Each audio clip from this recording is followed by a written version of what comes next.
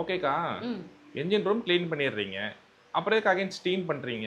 இப்போ நம்ம வந்து பிரஷ் போய் க்ளீன் பண்ண முடியாத இடம்லாம் இருக்குங்க. இப்போ இன்ஜின் ரூம் வந்து நம்ம வாட்டர் வாஷ் கன்ல போட்டு ப்ரெஷர் வாஷ் பண்ணவே கூடாதுங்க. அதில் இருக்க எலக்ட்ரானிக்ஸ், எலக்ட்ரிக்கல்ஸ்க்கெல்லாம் வந்து பாதிப்பு வரும். ஸோ வந்து நம்ம கன்ல போட்டு அதை அடிச்சிடவே கூடாது. இந்த மாதிரி பிரஷ் வச்சு ஒவ்வொரு இடமும் கெமிக்கல் யூஸ் பண்ணி க்ளீன் பண்ணுவோம். அந்த கெமிக்கல் போகாத இடத்துக்கும் போய் க்ளீன் பண்ணுறதுக்கு ஸ்டீம் வாஷ் பண்ணுறோம். அதே மாதிரி கெமிக்கல்ஸ் எல்லாம் பார்த்தீங்கன்னா, இதுக்கு உள்ள ஸ்பெஷல் இதுதான் நம்ம யூஸ் பண்ணணும். நம்ம ஏதாவது ஒண்ணு யூஸ் பண்ணோம்னா ஃபேட் ஆகும். வேற ஏதாவது கம்ப்ளைண்ட்ஸ் வர்றதுக்கு நிறைய வாய்ப்பு இருக்கு. ஸோ வந்து ரொம்ப ஹார்ஸ் இல்லாத கெமிக்கல்ஸ், இதுக்குன்னு வர கெமிக்கல்ஸ் மட்டும் தான் நம்ம யூஸ் பண்ணணும்.